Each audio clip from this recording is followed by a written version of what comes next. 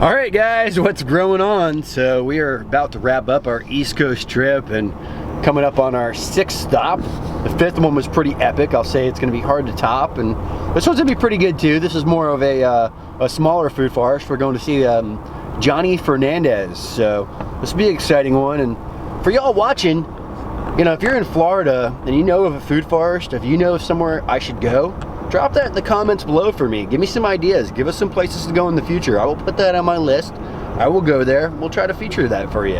So hold tight. Johnny Blaze, are you ready? Are you ready for Johnny? Oh, I'm ready. Oh, I'm ready.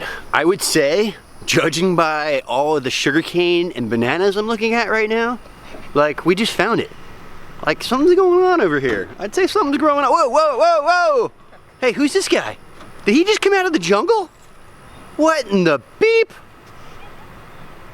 So tell us what's growing on here, Johnny. Like, what are you doing? I got sugarcane in the front. Sugarcane in the front? Is this like a mullet? Like party in the front, or, you know, business in the front, party in the back? What's going on? Yeah, sugarcane's like, anybody could take it because sugarcane grows really easy, and, you know, and it's a big hedge. And then we got all the rest complex stuff in the back. Complex stuff in the back, huh? Yeah. So do you press any of the sugarcane? What are you doing with it? I mostly eat it. I have a sugarcane peeler, which I want to show you. Oh, okay, this is a sugarcane peeler. A lot of people don't know what it is. It's on Amazon for like, you know, 15 bucks. But you just take this and it's just like a giant oversized peeler. Shave it off. Well, let's do this. Why don't you get a piece? Okay. Show us how it's done. All right, let's take this one here. Whoa. Whoa, multi-use tool. You literally chopped it up. Yeah, and then, well.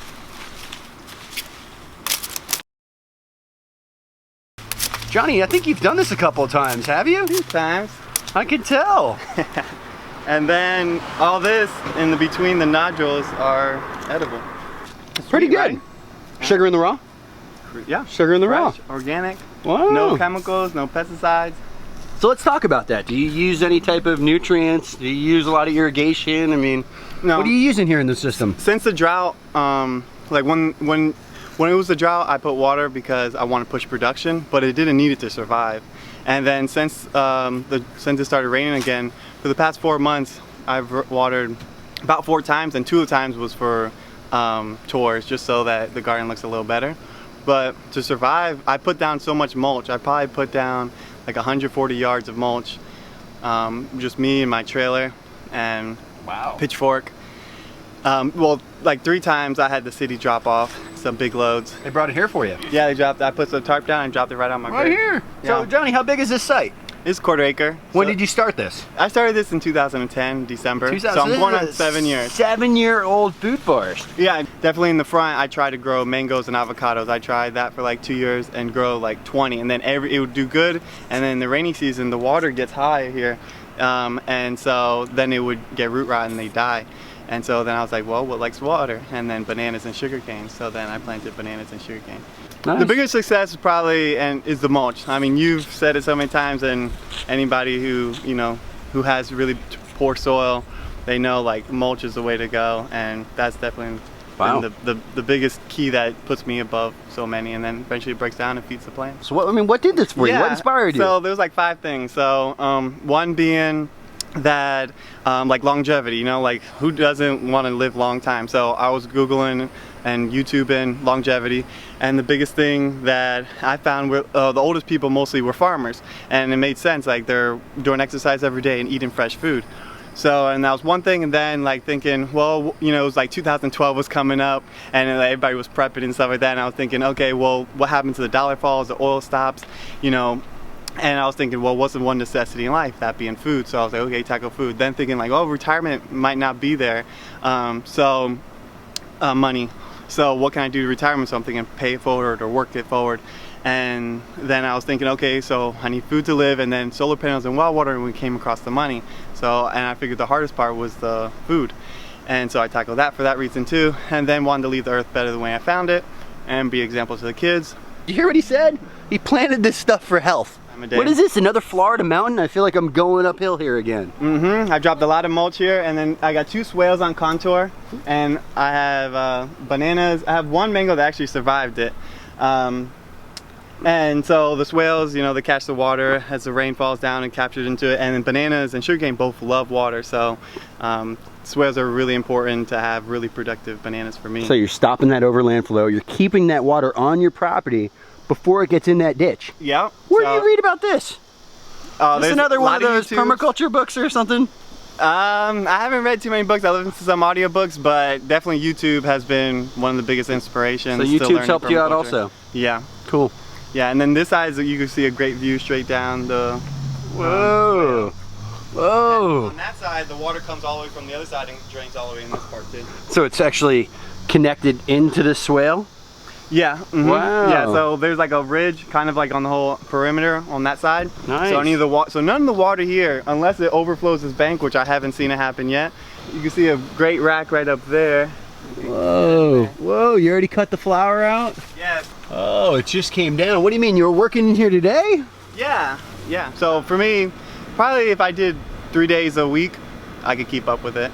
I have papayas. Now, we're like in the middle of a suburban neighborhood. Like, how are you pulling this off, Johnny?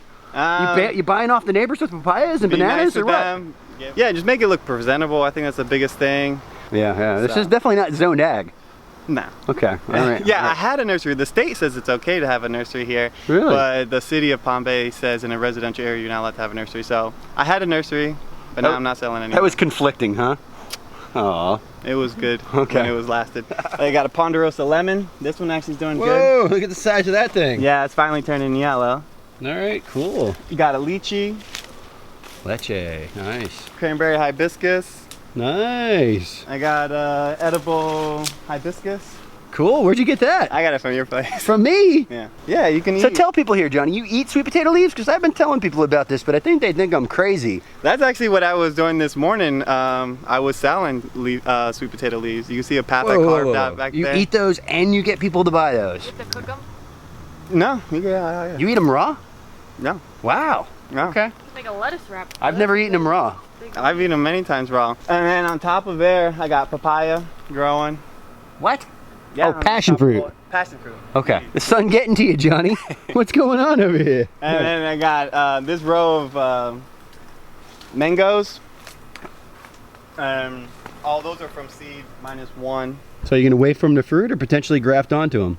Yeah, I'm away from the fruit, see which ones I like, and then probably leave 3. There's like 15 there. Nice. On the opposite side of my mangoes, I have A little bit of avocado on this row. I Cuban kind of letting oregano. the cute cranberry hibiscus take over. You know this one. These are delicious. Never seen that before. You're not going to eat that, are you? Of course, this What? is delicious. Everybody who's You tried can't this put wants to eat a lot leaves of in it. your mouth. Oh, Johnny. Anybody who really doesn't like eating leafy greens, this is one that you have to try before you knock it because you're gonna love it. I don't think I've met someone who's come here and eaten this who hasn't liked it.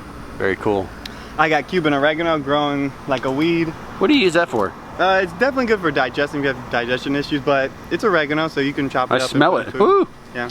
Woo. Oh yeah. Oh, scratch and sniff. So what is this big wall? It's a big hedge. A hedge? It started as a privacy hedge. That doesn't look like a hedge. Those look like oak trees. Yeah, I've been shaping it. I usually shape it once it gets a little out of control, but you know, I don't like to cut the passion fruit so much because the passion fruit's growing on it. So I'll just try cutting it like 1 time a year. So that's an oak tree hedge. Yeah, an oak tree, a giant.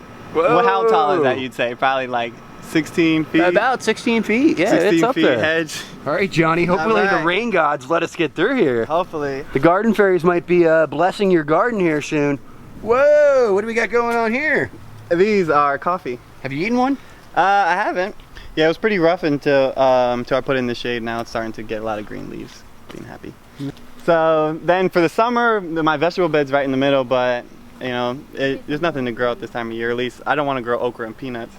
I'm becoming more of a hardcore permaculturalist and definitely more permanent agriculture. I planted a lychee right in the middle, so well, I'm giving up the vegetables at the end of the story. Once that thing grows, then it's just going to shade it out. And because there's not much I can do here, so I want to just be able to do as little work as possible and get the maximum return. So what's this thing I see over here, Johnny? Yeah, it's a grape trellis. A crepe trellis? You do pull-ups on that thing? What's going on? No, it's bamboo. I got the bamboo source from my brother's house, so local. You know the variety? This is some muscadines? Yeah, these are muscadines. Nice. This is a small one compared They're to a little small this year. You think that's the lack of water?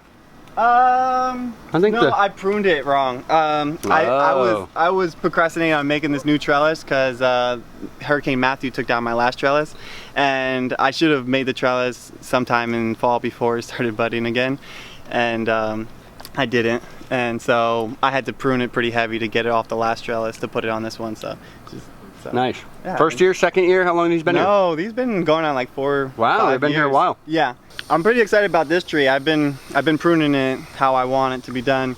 It's been pruned like 3 heavy times, and it has the shape that I want because, you know, it's really hard to get some leaves this short on the north side. So I'm really proud that there's some leaves of it. I got persimmons here. So this is what I'm actually gonna replace all this stuff with, you know, with some trees like persimmons. Oh, Fuyu, that's a pretty good variety. That's one of my favorites. And then I got sapodilla. I got a jackfruit over there. I got a cassava hedge. I got more of my nursery plants here. I got big leaf chaya. I got a sugar apple. This is probably one of my most unique things here, and wanted to show it off. If you have the money, pay that 35 whatever dollars that it is to buy a small tree that you have a grafted variety, because, you know, that little money that is going to give you back hundreds of dollars later, thousands of dollars later, is well worth it.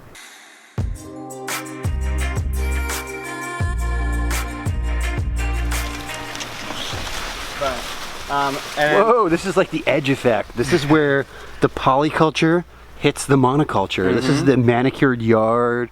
Nice green grass, might have a little fertilizer, probably some irrigation. So you don't have the city out here red tagging you and trying to take you to jail for any of this crazy stuff? Only when I was building some huge like fort-like timbers that I stuck in the ground, and I had like a water tower, and I built a fence, and they didn't like all that stuff, so you gotta comply. But since I'm just doing mostly just all plants and there's really nothing that's actually built, I hope laws change. I can't, nobody that I know has been upset that I'm doing what I'm doing, but yeah, we just need 10 more food forests on the block, and then we'll just change the rules, you know? You gotta start sharing more of the diversity. I think you're doing a good job, though. I'm trying. I'm just one man. Johnny tries. Yeah, Johnny tries. Right? All right, let's go back in.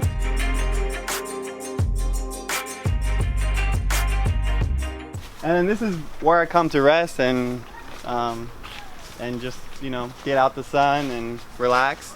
And I have my pond, and if we're still, we can see the big tilapia. You have tilapia in here? Yeah. I see a goldfish.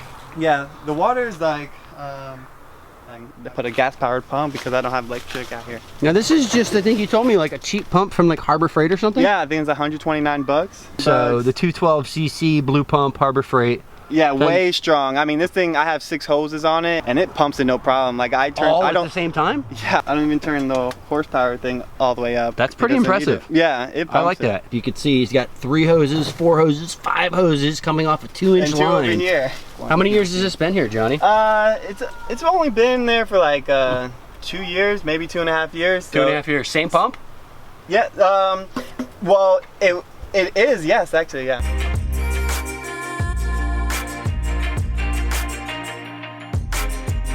So we are walking through Johnny's lowest swale on the property right now. Yeah, and you can see how it collects the water from all over there. And then... Yeah, let's point that out real quick. So if y'all look here to the right, that water is coming down that north side all the way to here. And this is that swale. The swale's running east and west, and Johnny's standing in it, and it's gonna fill here before it goes all the way out and ends up in that retention ditch in the front of the property.